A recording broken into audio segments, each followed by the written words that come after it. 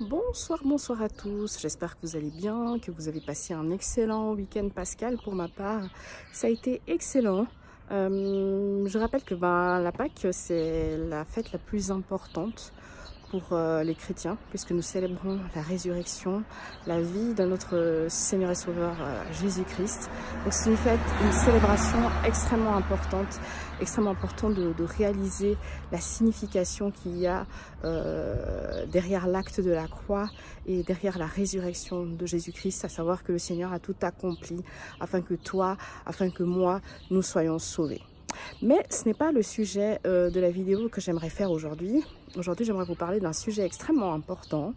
Alors, je vous suggère de bien vous préparer, de bien prier, de rendre toute pensée captive à l'obéissance du Christ, du Messie, du Roi, et que vraiment ce soit le Saint-Esprit qui vous interpelle. Ne me voyez pas, moi, le simple instrument qui va apporter le message, mais prenez-le de la part de Dieu, parce que Dieu parle tantôt d'une manière, tantôt d'une autre. Et lorsqu'il conduit une personne à faire une publication de ce type, à faire une vidéo, c'est pas par hasard, c'est certainement parce qu'il y a un besoin.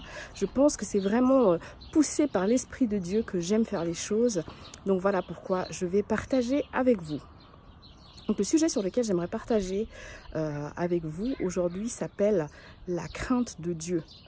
Le livre de Proverbes nous dit que la crainte de Dieu nous dit que le commencement de la sagesse s'acquiert avec la crainte de Dieu. Donc ça veut dire énormément. Ça veut dire énormément. Ça veut dire quelque part que tant que on n'a pas cette crainte de Dieu, la sagesse n'est pas encore là.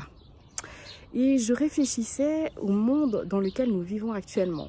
Et je réfléchissais au christianisme actuel et tout ce qu'on vit dans nos églises, toutes les missions d'évangélisation que les membres d'église veulent mettre sur place, les différentes églises locales qui existent. Et il y en a un bon nombre dans ce pays, mais aussi dans d'autres pays du monde. Mais finalement, pourquoi est-ce que toutes ces églises n'ont pas l'impact attendu? Pourquoi est-ce que finalement le christianisme ne gagne pas plus de terrain? Il est gentiment en train d'en gagner, mais pourquoi on ne voit pas plus? Et pourquoi on ne voit pas plus la gloire de Dieu se manifester dans la vie des chrétiens tout d'abord? Et pourquoi est-ce qu'on ne voit pas plus la gloire de Dieu se manifester dans le corps de Christ? Et pourquoi est-ce que ce royaume ne gagne encore pas plus du terrain? Et j'en suis arrivée à la conclusion que c'est à cause de beaucoup de péchés, de faux semblants qui règnent dans le corps de Christ, qui règnent dans l'Église, qui règnent dans la vie des gens. On ne peut pas vivre dans la duplicité, on ne peut pas vivre dans la compromission, on ne peut pas vivre dans le péché et espérer expérimenter la gloire de Dieu. Parce que la Bible nous dit que tous ont péché et sont privés de la gloire de Dieu. Le fait de pécher empêche cette réconciliation avec le Père, empêche de vivre pleinement la gloire de Dieu. Et je me suis dit, mais finalement, dans l'église locale de façon générale, pourquoi est-ce qu'on ne voit pas plus de miracles, plus de guérisons, plus de conversions? Eh bien, c'est justement à cause de ça.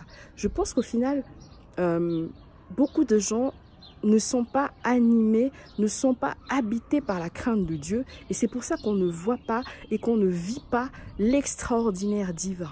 Je me suis posé la question, je me suis dit, mais comment est-ce que dans le corps de Christ, au final, il y a tant de divorces? Comment est-ce que, au final, aujourd'hui, dans le corps de Christ, il y a tant de scandales? Scandales sexuels liés à l'impudicité, scandales d'escroquerie, scandales en tout genre, des vols. Pourquoi il y a des personnes qui ne se parlent pas dans l'église? Pourquoi un pasteur doit exposer un autre pasteur? Et j'en suis vraiment arrivée à la conclusion que, en fait, les gens servent le Seigneur peut-être pour leur propre intérêt, ils servent peut-être le Seigneur pour une vaine gloire, ils servent peut-être le Seigneur pour être vus, mais ils ne servent pas le Seigneur parce qu'ils ont véritablement été appelés, ou ils se sont peut-être détournés de l'objectif premier qu'ils avaient à la base ou pour lesquels le Seigneur les avait appelés. Mais c'est surtout le fait que, au final, dans le corps de Christ, il n'y a plus cette crainte de Dieu. Il n'y a plus cette crainte de Dieu. Les gens vivent dans le mensonge, les gens vivent dans l'adultère, les gens vivent dans le vol, les gens vivent dans des tricheries en tout genre. Et c'est pourquoi on n'expérimente pas l'extraordinaire divin, et c'est pourquoi on n'expérimente pas les miracles dans l'église, et c'est pourquoi on n'expérimente pas les guérisons. Mon frère, ma sœur, ton miracle est tout près de toi. Mais c'est toi, de par ton attitude, de par tes pensées, qui met une séparation avec le ciel, qui met une séparation avec le Père. Jésus-Christ est venu, il est mort à la croix pour toi, pour moi, pour que nous soyons sauvés, pour que nous expérimentions la joie, pour que nous expérimentions la victoire face à tous nos combats, sur tous nos ennemis. Il n'est pas venu pour que nous soyons dans la tristesse. Il n'est pas venu pour que nous soyons dans la dépression. Il n'est pas venu pour que nous vivions dans le péché. Mais c'est parce que nous refusons de nous soumettre à sa parole que nous vivons ce que nous sommes en train de vivre actuellement. Et c'est vrai, j'en suis arrivée à la conclusion que ceux qui vivent véritablement l'extraordinaire divin, dans toutes les sphères de leur vie, ceux qui brillent et qui réussissent véritablement dans tous les domaines, dans leur vie spirituelle, dans leur ministère, dans leur foyer, dans leur mariage, dans leurs études, dans leur vie professionnelle, sont ceux qui ont la crainte de Dieu, sont ceux qui servent le Seigneur de tout leur cœur, de toute leur âme, de toute leur force, sans se laisser compromettre. La Bible déclare que le juste, celui qui vit dans l'intégrité, ne mendiera jamais son pain, qu'il ne manquera de rien, que les anges de l'Éternel veillent, campent autour de ceux qui craignent Dieu. Waouh, c'est tellement beau. Moi, j'aime la parole, j'aime la parole, j'aime la parole de Dieu et j'aime lire ma Bible chaque jour. Mais c'est aussi une discipline à acquérir. En fait, c'est à cause de ça, souvent qu'on rate ce que le Seigneur veut nous dire, parce qu'on a tout à proximité, on a la parole de Dieu à proximité, nous avons des pasteurs à proximité, il y a plein de gens qui connaissent la parole, nous avons des prédications, nous avons nos genoux, nous pouvons les fléchir, nous pouvons rentrer dans le lieu secret, chercher la face de Dieu, confesser tout ce que nous avons besoin de confesser, mais nous ne le faisons pas parce que l'être humain est paresseux. L'être humain n'aime pas la discipline. Je me suis posé la question, mais Emmanuel, comment un être humain peut passer plusieurs heures devant sa série préférée? Tu peux passer plusieurs heures devant Empire, tu peux passer plusieurs heures devant Le Feu de l'amour. Je cite les séries que j'aime, hein, si jamais. Donc peut-être que pour vous, c'est d'autres séries.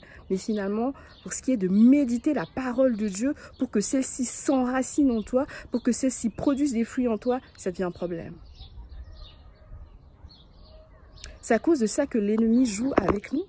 C'est à cause de ça que l'ennemi joue avec nous. Il dit, ouf, de toute façon, cela, même pas discipliné.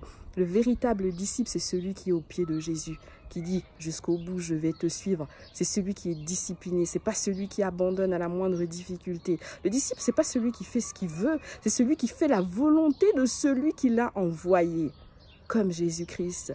Celui qui a été discipliné jusqu'à la mort, afin que toi et moi, nous expérimentions l'extraordinaire divin. Alléluia. Je prie que tu puisses expérimenter cet extraordinaire divin. Parce que la Bible déclare que le ciel, la terre, pardon, attend avec un ardent désir la manifestation des fils de Dieu. Cela veut dire que la terre t'attend. Redonne, il est temps que tu redonnes à la terre sa saveur, que tu redonnes à la terre le sel, celui qui donne le goût.